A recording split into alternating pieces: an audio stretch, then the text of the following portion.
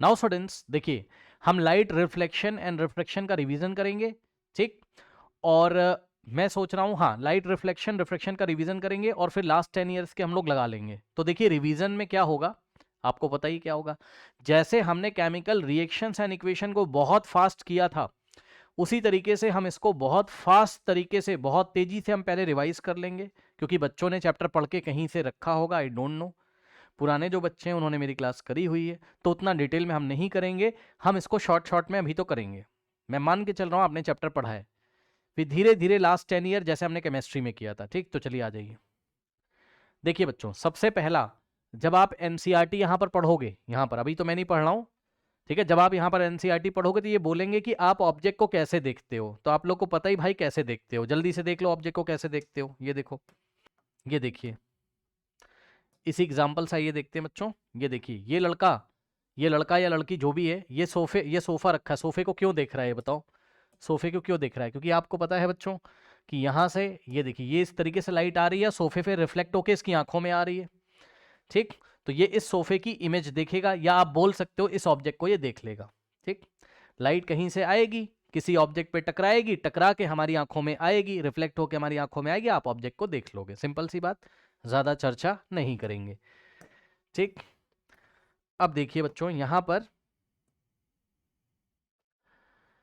अब यहां पर बच्चों एनसीईआरटी ने थोड़ा सा एक बात आपसे बोली हुई है, ठीक है। उन्होंने बोला है बच्चों आपसे कि लाइट जो है वो आपकी स्ट्रेट पाथ पे इस तरीके से चलती है, ऐसा हम मान के चलेंगे अभी क्लास 10th में। क्लास 10th में ये लोग मान रहे हैं कि लाइट ऐसे स्ट्रेट पाथ में चलेगी। 12th क्लास में थोड़ा सा चेंज हो जाएगा, वेव फ्रंट्स वगैरह के बारे में हम लोग पढ़ेंगे, अभी रुक जाइए।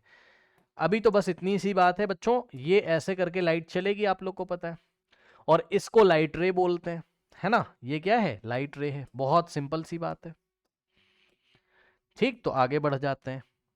अब सुनिए, इधर आइए, बहुत सिंपल सी बात है ये भी। अब आगे सुनिए मेरी बात को ध्यान से, देखिए बच्चों, अब मैं आपको बोर्ड एग्जामिनेशन का सवाल बताता हूं बच्चों, है ना। चलिए बोर्ड एग्जामिनेशन का सवाल सुनिए बच्चों। देखिए बच्चों, बोर्ड एग्जामिनेशन में ये जो बॉक्स बना हुआ है, यहां से सवाल आ जाएगा, ठीक। समझिए क्या आएगा वो भी बता दे रहा हूं बच्चों। वो आपसे पूछेगा डिफ्रैक्शन के बारे में, ठीक। डिफ्रैक्शन और इंटरफेरेंस, पोलराइजेशन, ये सब हम लोग 12th क्लास में पढ़ेंगे, आप टेंशन मत लीजिए। जिन्होंने क्लास करी हुई है मेरी उनको तो पता होगा थोड़ा सा डिटेल में, लेकिन अभी के लिए तो आपको सवाल बनाना है बोर्ड एग्जामिनेशन। तो देखो बच्चों, सवाल क्या करेगा सुनो। सवाल आपसे ये पूछेगा कि डिफ्रैक्शन क्या होता है, डिफ्रैक्शन क्या होता है, ठीक। तो समझो जरा डिफ्रैक्शन क्या होता है। देखो मैं आपको थोड़ा सा बताता हूं। ये एक ऑब्जेक्ट है, ठीक। ये एक ऑब्जेक्ट है और ये एक ओपेक ऑब्जेक्ट है। क्या आप लोग को ओपेक ऑब्जेक्ट पता है बच्चों, बताइए। ओपेक ऑब्जेक्ट क्या होता है, जिसके आर पार लाइट नहीं जाएगी, है ना। ओपेक नहीं पता आप लोग को, ये ओपेक ऑब्जेक्ट है यार। यहां से लाइट आएगी तो ये लाइट यहां से रुक जाएगी, उस पार नहीं जाएगी, ओपेक है ये, ठीक। ये ओपेक ऑब्जेक्ट है। तो बताओ क्या इसकी शेडो बनेगी यार, इतना तो आप लोग को देखो पता होगा, है ना, इतना तो आप लोग को पता होगा। थोड़ा मैं आपको बता ही देता हूं यहाँ पे, ये देखिए, इतना तो आप लोग को पता होगा कि अगर आपके पास कोई ओपेक ऑब्जेक्ट है इस तरीके से, ठीक है बच्चों, मान लीजिए कोई ऑब्जेक्ट इस तरीके से रखा हुआ है, तो अगर यहां से लाइट रेज आएंगी ये इस तरीके से, ठीक है बच्चों, तो यहां से लाइट रेज यदि आएंगी तो बच्चों इस पार इसकी शेडो बन जाएगी, यहां कहीं इसकी शेडो मिलेगी। क्यों, क्योंकि ये शेडो क्या होता है, परछाई क्या होती है, absence of light, absence of light, है ना। लाइट उधर नहीं पहुंच पाएगी, तो ये आपको पता ही, बहुत सिंपल सी बात है। लेकिन पता है उसने बड़ी मजेदार आपसे बात आज कर दी एनसीईआरटी में। वो कह रहा है, सुनो ध्यान से बच्चों, कह रहा है ये जो ओपेक ऑब्जेक्ट है, अभी तो ये बड़ा है, बड़ा बड़ा है, देखो ना साइज बड़ा है भैया, बड़ा है। अभी तो लाइट इसको रोक रही है और उधर शेडो बन जा रही। मैंने कहा मतलब लाइट को ये रोक रहा है, ओपेक ऑब्जेक्ट लाइट को रोक रहा है। अरे रिफ्लेक्ट कर दे रहा है यार, ठीक है ना, उधर लाइट नहीं पहुंच पाएगी तो शेडो, परछाई बन जाएगी इसकी, ठीक है। कह रहा है कि अगर ये ओपेक ऑब्जेक्ट बहुत पतला हो जाए, थिन हो जाए, बहुत छोटा हो, बहुत पतला हो जाए। सर कितना पतला, ये बाल, हेयर, हेयर, ये देखो ना, एक बाल ले लो अपना, हेयर ले लिया, एक बाल से भी पतला अगर ये ऑब्जेक्ट हो जाए बच्चों, ठीक, और यहां से फिर लाइट रे आएगी, पता है तो क्या होगा। कुछ लोग पढ़े ही नहीं होंगे तो सुनो ध्यान से, एक मिनट, ये जूम कैसे होता है देखना जरा ध्यान से। सुन ही लो, क्योंकि ये तो अच्छा सवाल है ना बोर्ड एग्जामिनेशन का, ये तो अच्छा सवाल है ना, यहां से तो सवाल बनेगा और बच्चों को नहीं पता है। इधर देखिए, ये देखिए बच्चों, ये आपको इसकी थिकनेस दिख रही है, सीडी जो कॉम्पैक्ट डिस्क है मेरे हाथ में, कॉम्पैक्ट डिस्क बताओ दिख रही है? बोलो बोलो बोलो। ये अब बाल ले लो, अरे हेयर ले लो यार, लो इसकी तरफ लो, ये हेयर है। अरे भैया ये हेयर है, देख लो, दिखेगा थोड़ी ना, देखना पड़ेगा, ठीक है। तो ये देखो ये हेयर है, ठीक। अब बताओ, अब अगर लाइट आएगी, ये इसके कॉर्नर है बच्चों, अगर आप समझ पा रहे हो, ये कॉर्नर मतलब इस पे लाइट जब पड़ेगी ना तो ये एज है, ये किनारा है। अरे ये किनारा देखो, ये इसका जो किनारा है ऐसे, ये जो कॉर्नर है इसका, तो लाइट जब इस पे पड़ेगी कॉर्नर से तो बेंड हो जाती, मुड़ जाती है, ठीक। तो ऐसे ही बाल जो होगा, हेयर जो होगा, बहुत पतला सा ऑब्जेक्ट लिया मैंने, हेयर एक ओपेक ऑब्जेक्ट है, उस पे जब लाइट पड़ेगी तो हेयर के जो एजेस हैं, जो किनारा है, जो कॉर्नर है बाल का, वहां से लाइट मुड़ जाएगी, रास्ता बदल लेगी, बेंड हो जाएगी, ठीक। तो इसको हम क्या बोलते हैं? डिफ्रैक्शन। अब बच्चे फील नहीं कर पाए, कोई बात नहीं भैया, तुम सवाल तैयार करो अभी तो बोर्ड एग्जामिनेशन का, तुम अभी तो सवाल तैयार करो। सुनो, क्या सीधे सवाल आएगा, सीधे सवाल आएगा, ज्यादा परेशान मत होना, सवाल सीधे आएगा। क्या आएगा मैं बताता हूं तुम्हें, सुनो। देखो सवाल क्या बनता है तुम्हारा, सवाल तुम्हें बच्चों ये बनेगा एग्जाम में, देखो क्या,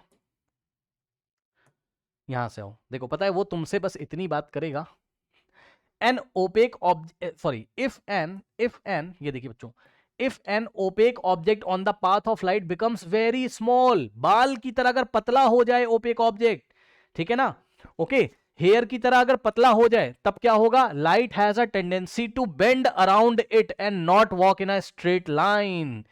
तब लाइट सीधे पाथ पे नहीं चलती, उसके किनारे से बेंड हो जाती होगी। अब वो कैसे होती, वो सब अभी आपको नहीं देखना है, सुन लो।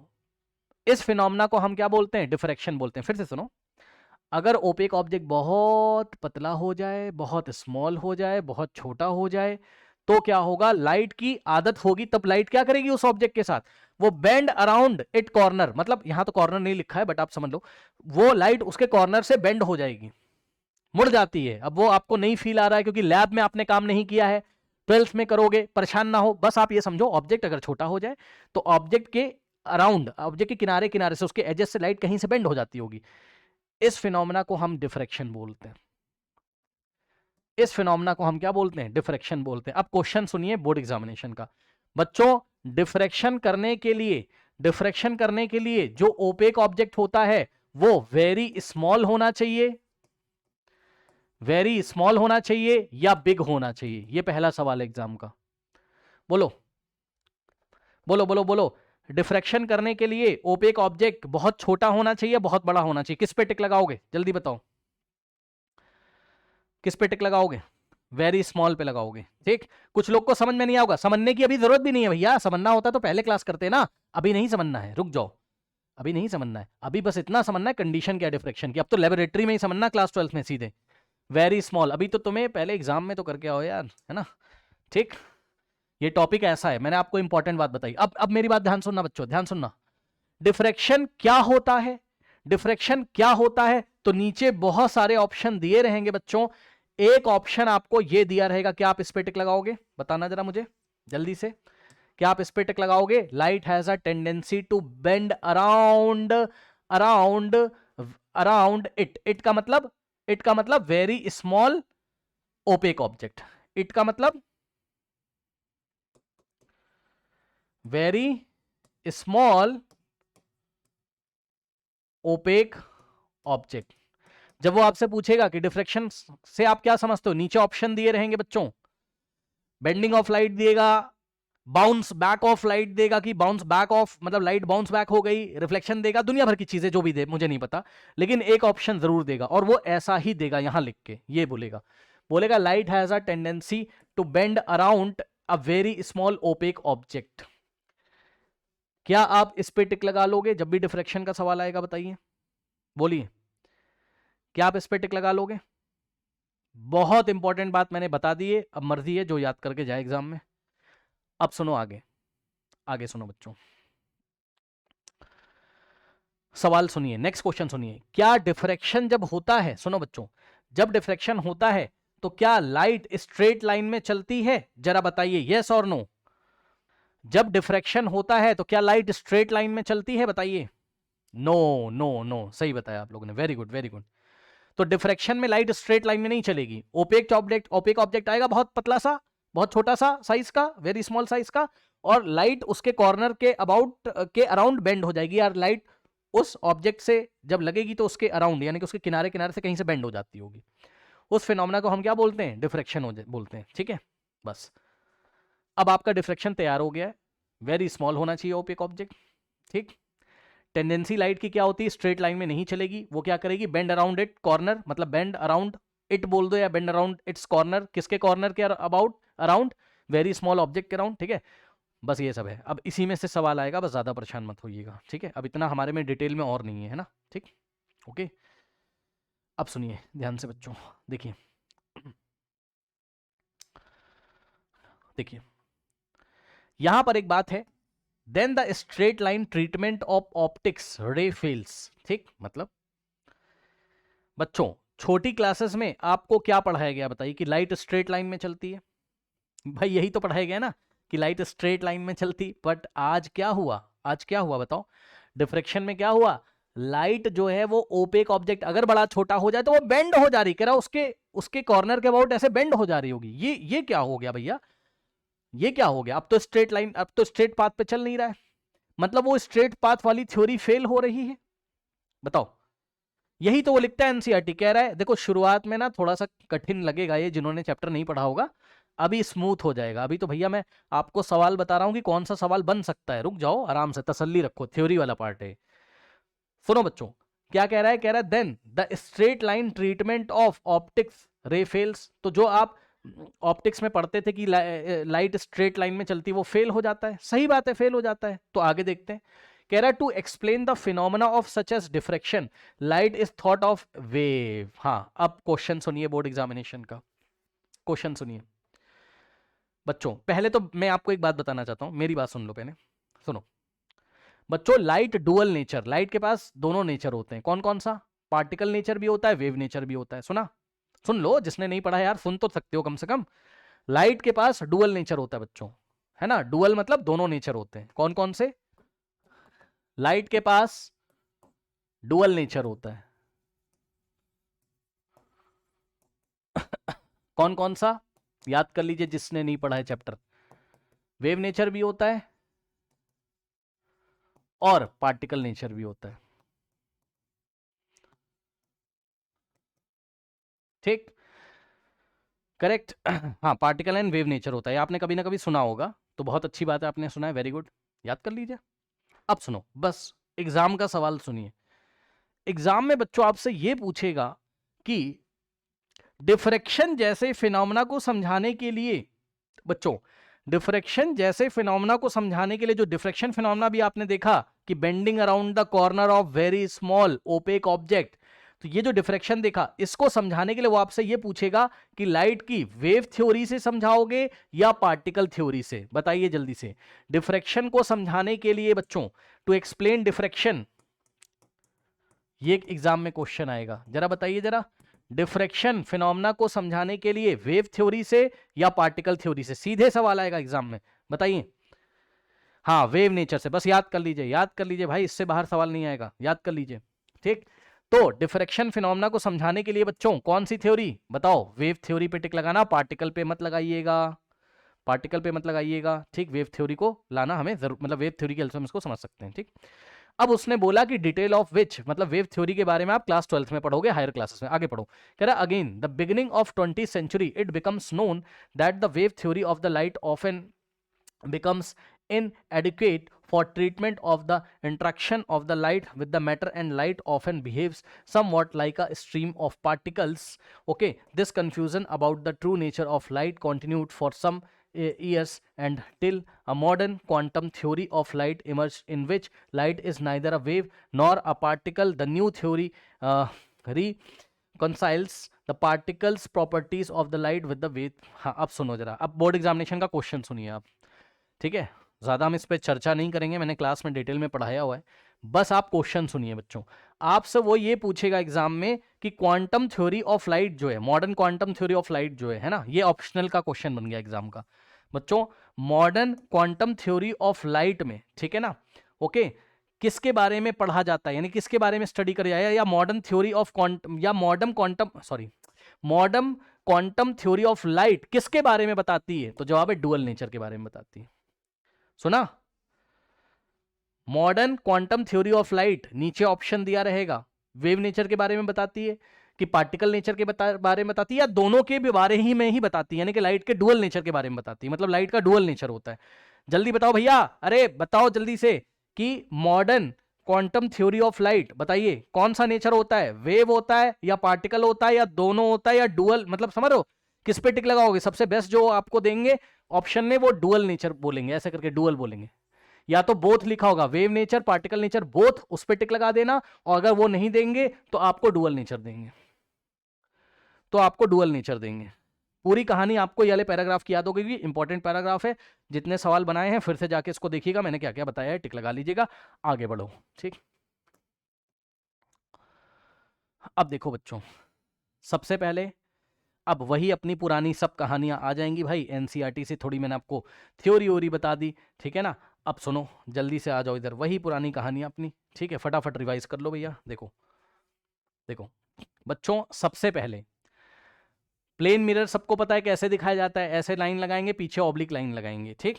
ये देखिए बच्चों, ये आपका प्लेन मिरर है, इस तरीके से आपको पता है, पीछे आपने ऐसा ऐसा ऑब्लिक लाइन, ऐसे तिरछा लाइन लगा दिया। इसका मतलब क्या है बच्चों, आपको पता ही है कि लाइट यहां से आएगी, ठीक, और ये पॉइंट ऑफ इंसिडेंस हो जाएगा, ठीक, यहां पे ऐसे टकराएगी और ऐसे रिफ्लेक्ट हो जाएगी। ये प्लेन मिरर है आपका, कैसा है, ये क्या है आपका प्लेन मिरर है ना।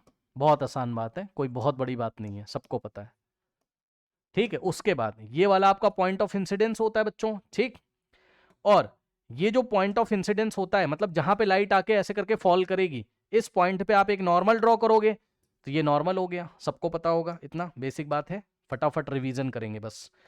अब ये वाला एंगल एंगल ऑफ इंसिडेंस होता है, और ये वाला एंगल एंगल ऑफ रिफ्लेक्शन होता है। और बच्चों जब भी रिफ्लेक्शन होता है, रिफ्लेक्शन का मतलब क्या होता है, लाइट आएगी किसी सरफेस पे टकराएगी और बाउंस बैक हो जाएगी, सबको पता है, ठीक। तो ये एंगल आई बराबर एंगल आर होता है, बताओ सबको पता है, ठीक। बस और क्या है इसमें, अब सुनो ध्यान से, अब इधर आ जाओ जरा जल्दी से। आप बच्चों, आप लोग को पता होगा कि प्लेन मिरर में, बच्चों प्लेन मिरर में आपका जो है बच्चों, जितनी दूर ऑब्जेक्ट रखा रहता है, मान लो ये ऑब्जेक्ट है ओ, या आप ऐसे कर लो ना, ये देखिए ये ए बी कोई ऑब्जेक्ट है, ठीक। तो ये मिरर से जितना दूरी पे रखा रहता है, जितने डिस्टेंस पे ये रखा रहता है, यू क्या है, ऑब्जेक्ट डिस्टेंस है, सुनते जाना जिन लोग को नहीं पता है, यू क्या है, ऑब्जेक्ट डिस्टेंस है। तो जितने डिस्टेंस पे ऑब्जेक्ट होता है उतने ही डिस्टेंस पे इमेज बनती है, आप लोग को पता है, ज्यादा डिस्कस नहीं करना है। बताइए कोई समस्या? मतलब अगर मिरर से सामने 5 सेंटीमीटर पे ऑब्जेक्ट रखा है तो 5 सेंटीमीटर पे बिहाइंड द मिरर इमेज बनेगी और वर्चुअल एंड इरेक्ट होगी। बताइए, वर्चुअल एंड इरेक्ट होगी, बताइए। ये लीजिए, ठीक, सबको पता है प्लेन मिरर है, यस सर।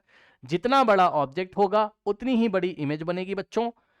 मिरर से जितने दूरी पे ऑब्जेक्ट रखा होगा, बहुत सिंपल सी बात मैंने आपको बताई है, कोई बहुत बड़ी बात नहीं है, जितने दूरी पे ऑब्जेक्ट होगा उतनी ही दूरी पे बच्चों इमेज बनेगी, ठीक। और जो इमेज होगी बच्चों वो वर्चुअल एंड इरेक्ट होगी,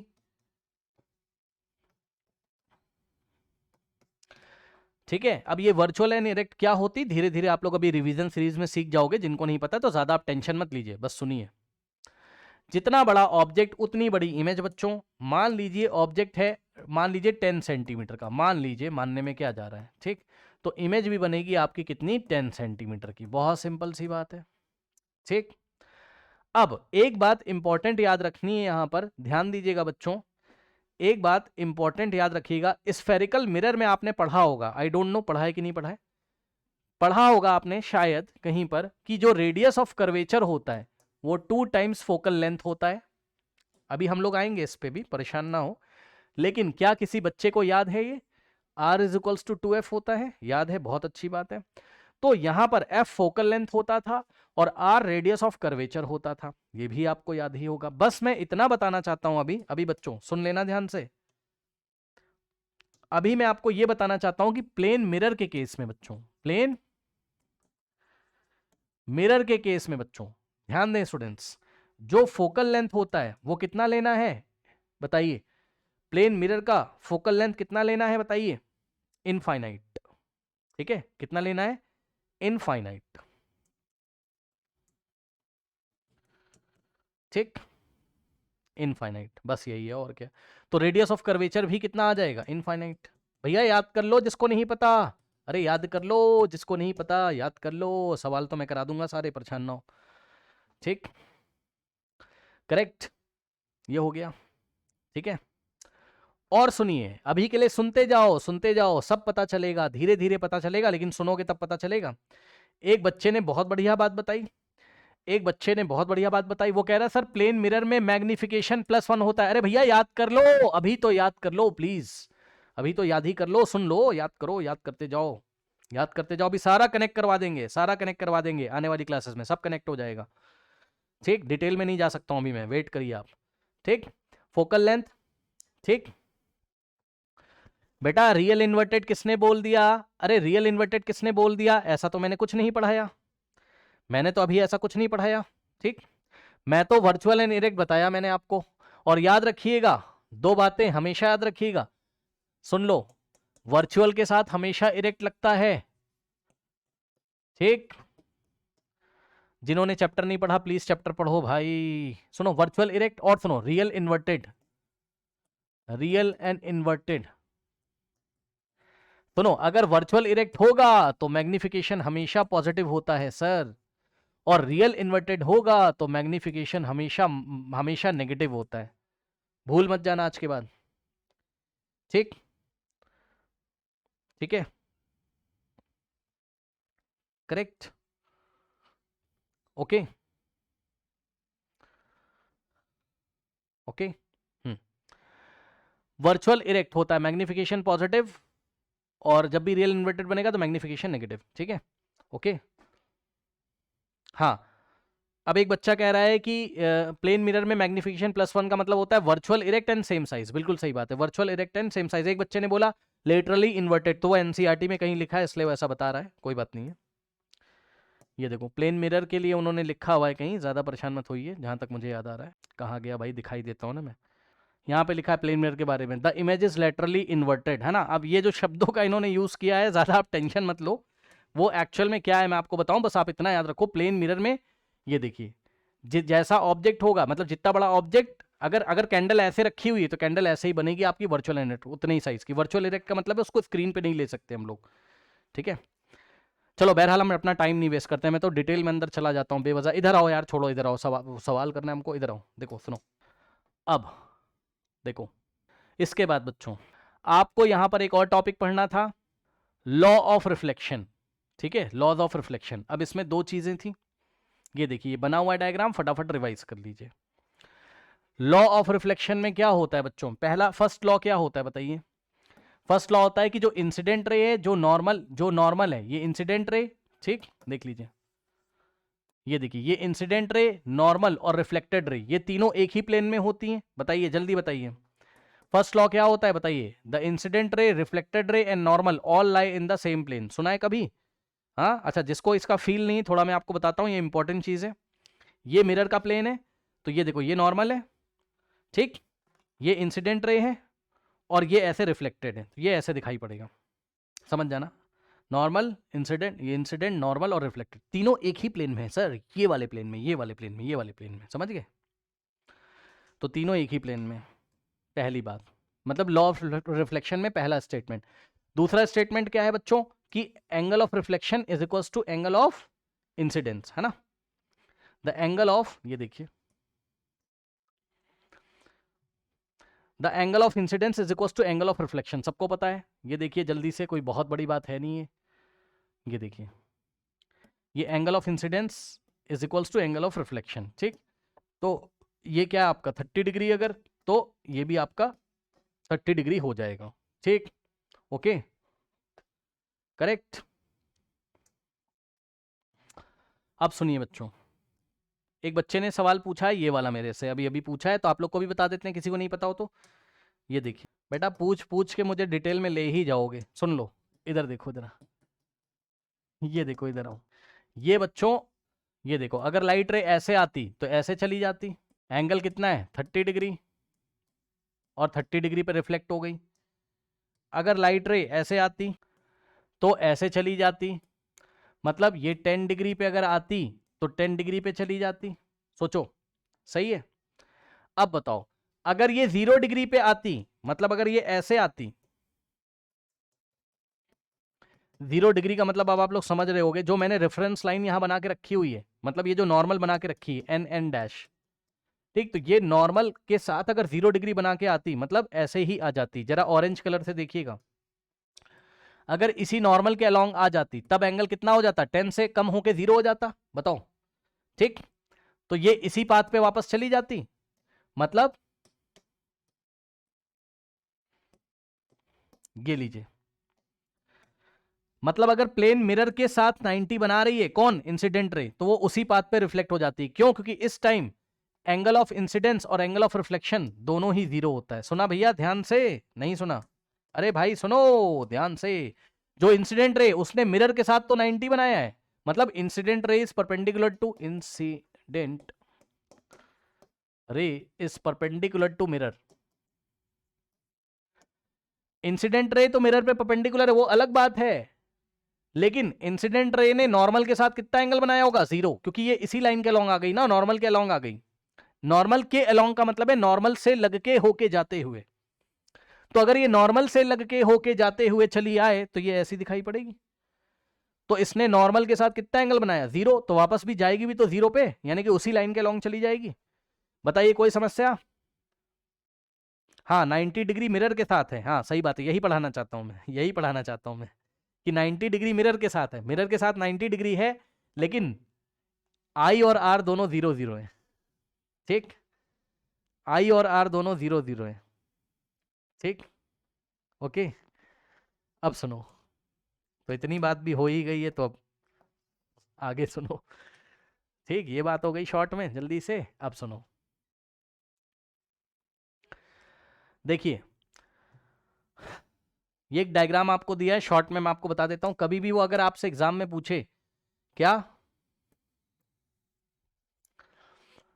ये देखिए, रेगुलर रिफ्लेक्शन में क्या होता है, जिस पैटर्न में लाइट रेज आ रही है उसी पैटर्न में जा रही हैं, और इरेगुलर रिफ्लेक्शन में क्या, सॉरी डिफ्यूज रिफ्लेक्शन या इरेगुलर रिफ्लेक्शन में क्या होता है, जिस पैटर्न में आ रही हैं, देखो पैरेलल आ रही है लेकिन इधर उधर जा रही हैं। तो आपसे यहां ये पूछेगा क्या, कि क्या यहां लॉ ऑफ रिफ्लेक्शन फेल हो जाता है, नहीं। क्या यहां लॉ ऑफ रिफ्लेक्शन फेल हो जाता है, नहीं। यहां एक्चुअल में क्या है, देखो ये फर्स्ट, ये वाली मैं ले रहा हूं, ये वाली ऐसे आई ऐसे गई, तो इसका नॉर्मल ऐसे आएगा, तो यहां पे angle of incidence angle of reflection के इक्वल होगा। फिर दूसरी वाली लाइट रे यहां पर आई इस तरीके से, और ये ऐसे चली गई, तो इसका नॉर्मल यहां आएगा, ठीक, और इसका नॉर्मल कहीं यहां आएगा, मतलब इस सरफेस के इरेगुलर होने के कारण नॉर्मल की डायरेक्शंस अलग अलग होती हैं, ठीक है, इसलिए जो रिफ्लेक्टेड रे होती है वो अलग अलग डायरेक्शन, मुझे पता है ये नहीं समझाएगा, मुझे छेड़ना भी नहीं चाहिए था ये टॉपिक, ये नहीं आएगा इस क्लास में, मैं उतना टाइम थोड़ी ना दूंगा। सुनो मेरी बात को ध्यान से, बस इतना आप समझो, वो आपसे ये पूछेगा एग्जाम में क्वेश्चन, क्या, वो आपसे ये पूछेगा एग्जाम में क्वेश्चन कि डिफ्यूज रिफ्लेक्शन जब होता है तो क्या लॉ ऑफ रिफ्लेक्शन फेल हो जाता है, तो नहीं, लॉ ऑफ रिफ्लेक्शन कभी नहीं फेल होता है, लॉ ऑफ रिफ्लेक्शन कभी नहीं फेल होता है। तो हमें ये लाइट रेस ऐसे क्यों जाती हुई नजर आ रही है, ऐसे, बिकॉज ऑफ द दिस टेढ़ा मेढ़ा सरफेस है ना, मतलब ये, अब ये सरफेस कैसा है, ये सरफेस कैसा है, टेढ़ा मेढ़ा, टेढ़ा मेढ़ा का मतलब क्या है, ये सरफेस कैसा होगा अगर हम इसका माइक्रोस्कोपिक व्यू लें, तो ये जिगजैग आएगा, जिसके कारण नॉर्मल की दिशाएं अलग अलग होती हैं, कोई नॉर्मल उधर जा रहा है, कोई नॉर्मल इधर जा रहा है, कोई नॉर्मल उधर जा रहा है, तो नॉर्मल ही अलग अलग दिशाओं में हो जाता है, इरेगुलर सरफेस है ये, जिगजैग मतलब इरेगुलर सरफेस है, इरेगुलर सरफेस होने के कारण नॉर्मल अलग अलग दिशाओं में होता है, तो बस लॉ ऑफ रिफ्लेक्शन फेल नहीं होगा, ठीक। अब देखो जरा इधर, वैसे इसके पूछे जाने के चांसेस भी बहुत कम है। अब इधर आओ आप,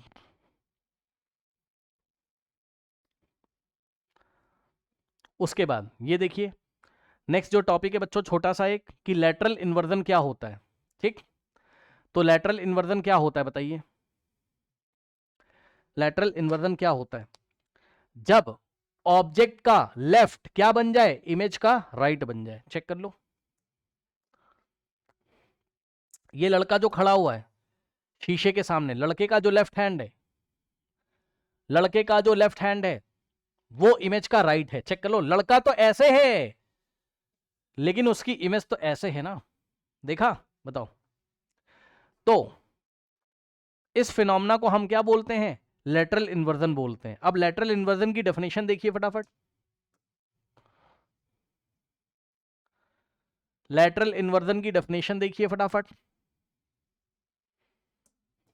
जो पुराने बच्चे होंगे उनको इरेगुलर रिफ्लेक्शन पता होगा डिटेल में कैसे होता है वो, बट आपको टिक लगाना है एग्जाम में। अगर वो पूछे कि इरेगुलर रिफ्लेक्शन जब होता है, डिफ्यूज रिफ्लेक्शन जो दिखाया था, क्या उसमें लॉ ऑफ रिफ्लेक्शन फेल हो जाता है? नहीं, फेल नहीं होता है। सुनो, when an object is placed in front of a plane mirror, है ना, the right side of the object appears to become the left side of the image and left side of the object appears to become the right side of the image. This change of the side of an object its mirror image is called lateral inversion. मतलब एक ऐसा phenomena जिसमें object का right hand side image का left बन जाता है और ऑब्जेक्ट का लेफ्ट इमेज का राइट बन जाता है। इस फिनोमेना को हम लेटरल इन्वर्जन बोलते हैं। चेक कर लो भैया, इसको पढ़ो जल्दी से।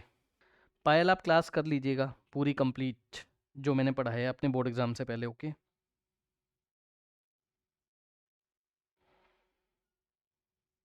अभी प्री बोर्ड दे दो, कोई बात नहीं है, बोर्ड एग्जामिनेशन से पहले आप क्लास करिए पूरी कंप्लीट।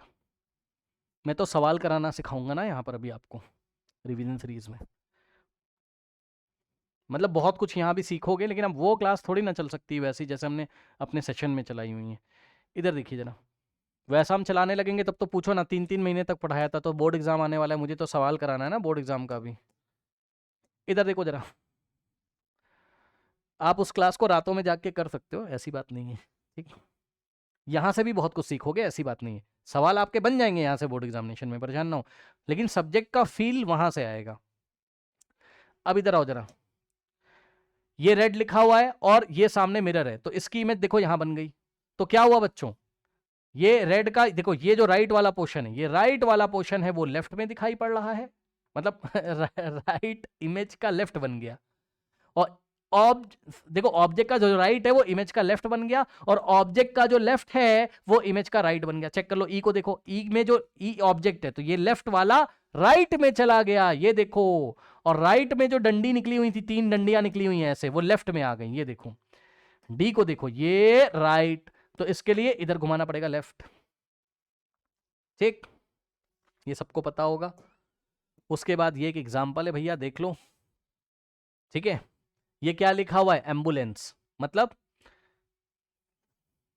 पीछे से कोई एम्बुलेंस आ रही है, तुम अपनी कार चला रहे हो, तुम्हारी कार के पीछे ये तुम कार चला रहे हो ऐसे, तुमने कार के उसमें देखा मिरर में, जो रेयर व्यू मिरर होता है पीछे देखने वाला, तो ये एम्बुलेंस कैसा दिखाई पड़ेगा, इसकी लेटरली इन्वर्टेड इमेज तुम्हें ऐसी दिखाई पड़ेगी। समझे? खुद सोचो, ये जो लिखा हुआ है लेटरली इन्वर्टेड, ये ऐसा दिखाई पड़ेगा। क्यों? क्योंकि इसकी एक मिरर इमेज बनेगी तुम्हारे मिरर में, तब तुम अपने मिरर में देखोगे तो तुम्हें साफ साफ दिखाई पड़ेगा। बोले अच्छा एम्बुलेंस आ रही, तो तुम अपनी कार हटा लोगे और ये एम्बुलेंस निकल जाएगी। समझ गए? तो ये सब आप लोगों ने क्लास में देखा है। अब सुनिए, ये वाली क्लास करानी है अभी एक दिन कराई थी, हो नहीं पाया था ना, ये वाली छोड़ो इसको भी। इधर आओ पूछेगा नहीं, बोर्ड एग्जाम में नहीं पूछेगा, लेकिन फिर भी कराएंगे इसको। अब देख लो बच्चों, बहुत सिंपल सी सवाल उसने आपसे पूछा। कह रहा है कि David is observing his image in a plane mirror, है ना। ये डेविड ने अपनी इमेज देखी प्लेन मिरर में, तो क्या हो गया, the distance between the mirror and his image is 4। सुनो, डेविड और मिरर के बीच में डिस्टेंस कितना है, 4 का है। ठीक, इफ ही मूव्स टुवर्ड्स 1, तो सुनो अभी डेविड यहां है, अगर वो 1 मीटर आगे चला जाए, डेविड 1 मीटर आगे चला जाए, तो इसकी इमेज भी तो 1 मीटर पीछे आ जाएगी, मतलब इधर मूव करेगी। अगर 1 मीटर ऐसे चला गया तो इमेज भी इधर आ जाएगी 1 मीटर। तो अब ये कितना बचा 3 मीटर, और ये कितना बचा 3 मीटर। तो अब न्यू कंडीशन कैसी होगी, ऐसी देखने में होगी, ऐसी जो दिखाई पड़ रही। तो ये डेविड है अब न्यू कंडीशन में, मतलब जो न्यू कंडीशन है, न्यू सिचुएशन है, ये डेविड है और ये है उसकी इमेज। तो अब डेविड और उसकी इमेज के बीच में कितना डिस्टेंस है, 3 + 3 8, 3 + 3 6, ये देखो, और यही पूछा है। Then the distance between David and his image is 6। बताइए, कर लोगे, बोलो। चलो मैं एक क्वेश्चन देता हूं, ऐसा ही क्वेश्चन देता हूं मैं, काम के क्वेश्चन तो मैं आपको दूंगा, जो एग्जाम में आएगा वो तो मैं आपसे करवा लूंगा। इधर देखो, जो काम के क्वेश्चन हैं वो तो मैं आपसे करवा ही लूंगा। इधर देखो, ये डेविड है बच्चों, मान लीजिए, ठीक, और ये डेविड अभी मिरर से है, मान लीजिए, मैं आपको क्वेश्चन दे रहा हूं 6 मीटर के डिस्टेंस पे, ठीक है। अगर डेविड 2 मीटर आगे चला जाए, कितना, David moves 2 metre towards the mirror, David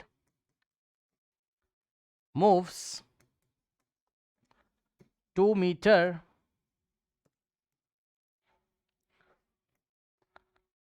towards the mirror. अगर ये मिरर की तरफ 2 मीटर चला जाए तो अब डेविड यहां आ गया। अब बताइए डेविड और उसकी इमेज के बीच में डिस्टेंस बताओ कितना होगा। ये डेविड है और ये उसकी इमेज है, कितना डिस्टेंस होगा बताइए। 8 बिल्कुल सही है, क्योंकि ये यहां से थोड़ा 2 मीटर यहां आ गया, तो भाई 2 मीटर कम। अब बचा कितना, ये मिरर से पहले यहां से यहां 6 था, तो अब यहां से यहां 4 बचा, तो जितनी डिस्टेंस पे डेविड होगा उतनी डिस्टेंस पे इमेज बनेगी, तो ये भी 4, और 4 + 4 तो टोटल कितना हो गया 8। तो डेविड और उसकी इमेज के बीच में डिस्टेंस कितना होगा, 8 हो जाएगा, बस क्या दिक्कत है। ऐसा सवाल आता है एग्जाम में, ऐसा सवाल आता है। अब तुमने कर भी लिया, कोई बहुत बड़ी बात है नहीं। ये स्पीड वाली एक दिन क्लास ली थी मैं, ये हो नहीं पाया था, करा देंगे इसको, एग्जाम में नहीं आएगा स्पीड वाला क्लास। और कोई सवाल दिया है क्या इसने, चलो देखा जाएगा, सवाल तो हमें मिलेंगे ना, लास्ट 10 ईयर में करेंगे। अब हमारे सिलेबस में स्फेरिकल मिरर है ना, हमारे सिलेबस में स्फेरिकल मिरर है, ठीक। तो बच्चों स्फेरिकल मिरर में हमारे पास 2 मिरर हैं, एक कॉनकेव एक कॉन्वेक्स है। सबने सुना होगा, ऐसा मत बोलना कि ये नहीं सुना है, सबने सुना है, बताइए। सबने सुना है और सब लोग जानते भी हैं, और थोड़ा सा मैं आपको बताना चाहता हूं, ठीक। बच्चों ये आपका कॉनकेव है, ठीक, ये देखिए,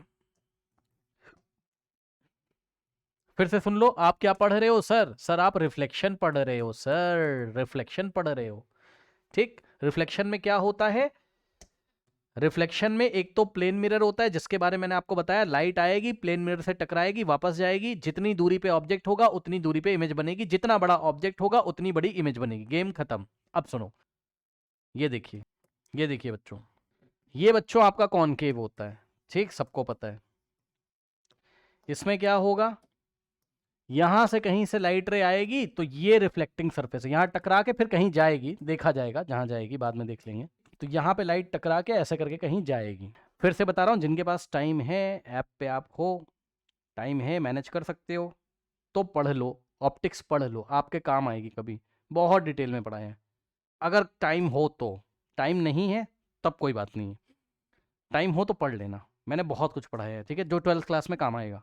बहरहाल अभी आप यहाँ पे देखो, और इसी तरीके से बच्चों अगर ऐसा हो जाए, लाइट रे अगर ऐसे करके आए और ऐसे ये बल्जिंग आउट बाहर निकला हुआ अगर रिफ्लेक्टिंग सरफेस हो, तो ये वाला कॉन्वेक्स होता है आपका। कॉन्वेक्स क्या होता है, मिरर होता है, ठीक। अब एक बात ध्यान से सुनिए और समझिए, सुन लीजिए ध्यान से, सुन लो भाई, सुनो सुनो, इंपॉर्टेंट बात। कॉनकेव कभी भी अगर आएगा आपके पास, कॉनकेव मिरर हो चाहे लेंस हो, ठीक है, कॉनकेव मिरर हो चाहे लेंस हो आपका, ठीक, फोकल लेंथ कॉनकेव में हमेशा नेगेटिव रखनी है। सुन लिया भैया, बताओ, कॉनकेव मिरर हो और चाहे कॉनकेव लेंस हो, फोकल लेंथ हमेशा नेगेटिव रखी जाती है, ठीक। कॉन्वेक्स में हमेशा फोकल लेंथ कैसी रखी जाती है बताओ, पॉजिटिव रखी जाती है, याद कर लीजिए।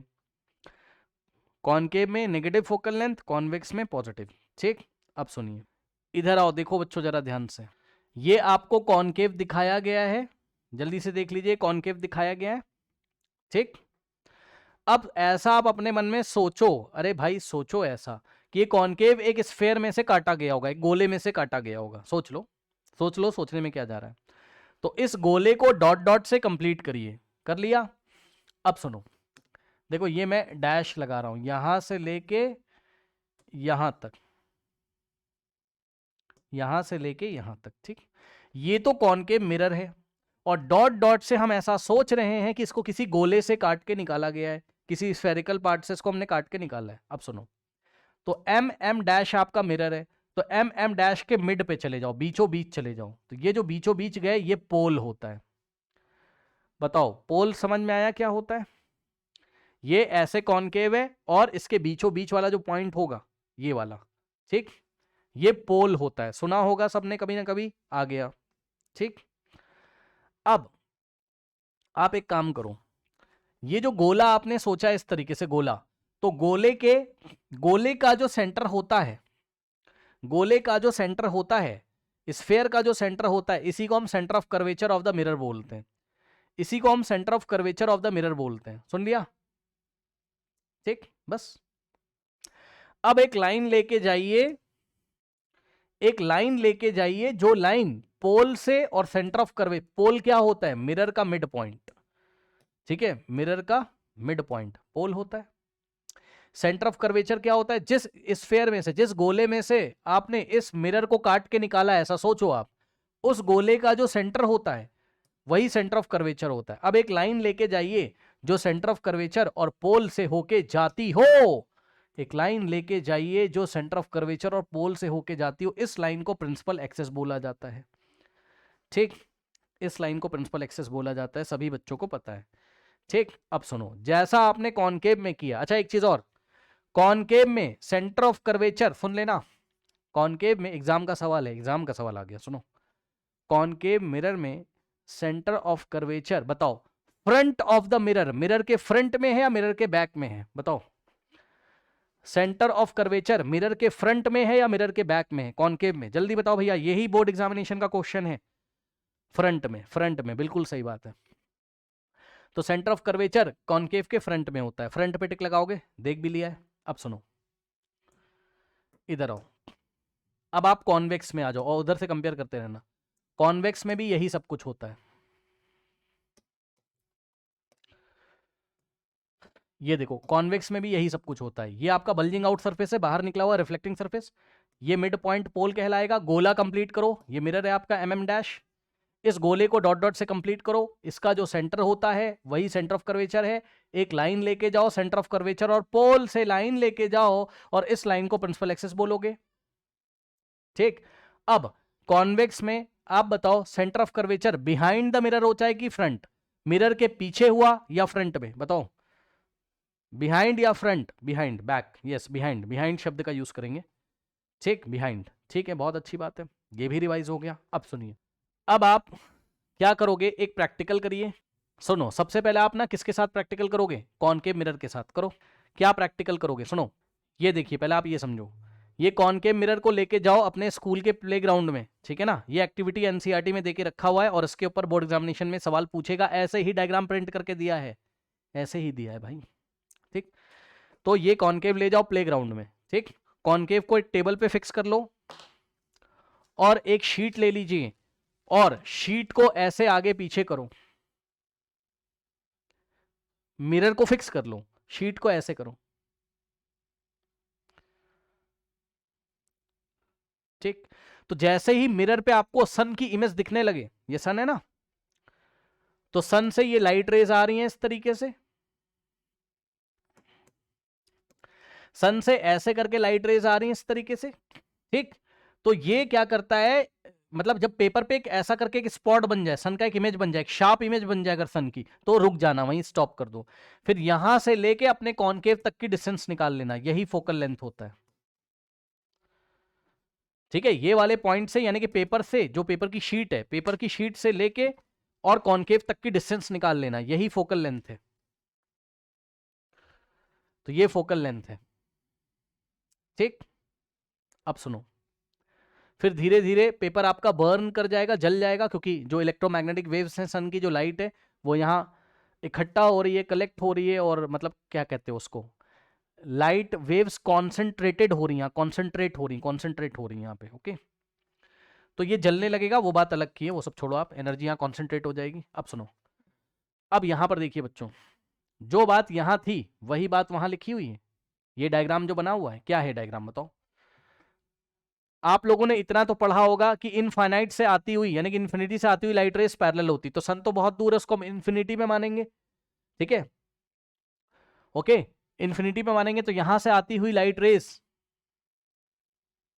कहां मीट करती हैं, फोकस पे, ठीक। तो फोकस को डिफाइन करने जा रहे हैं, प्रिंसिपल फोकस को डिफाइन करने जा रहे हैं। कैसे करेंगे पहले आप समझ लो। अब ध्यान दीजिए स्टूडेंट्स, देखिए ये देखिए यहां से लाइट रे ऐसे करके आ रही हैं, और ये आफ्टर द रिफ्लेक्शन यहां कन्वर्ज हो जाती है। कन्वर्ज होने का मतलब है मिल जाती हैं, है ना, ऐसे करके। तो जिस पॉइंट पे ये मीट करती हैं इसको हम फोकस बोलते हैं। तो ये वाला पॉइंट कहलाएगा फोकस या फिर प्रिंसिपल फोकस, ठीक है, फोकस या फिर प्रिंसिपल फोकस, ठीक है।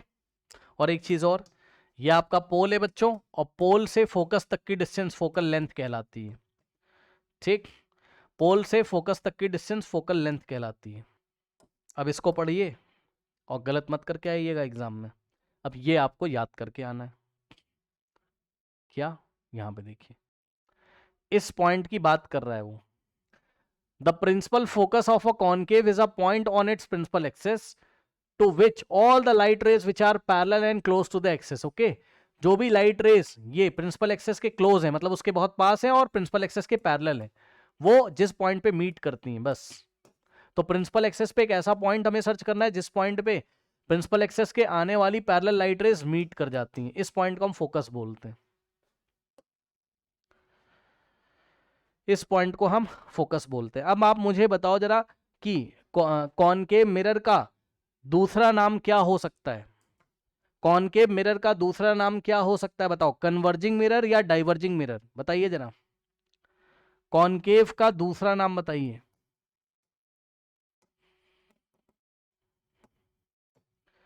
कन्वर्जिंग मिरर होता है, ठीक। तो याद रखिएगा कन्वर्जिंग क्यों हुआ, क्योंकि ध्यान से चेक करो, ये लाइट ऐसे लाया, ऐसे कन्वर्ज कर दिया। कन्वर्ज करने का मतलब एक जगह मिला देना, मीट करवा देना, एक जगह मिलवा देना, मिलवा देना, मिल जा रही है एक जगह लाइट।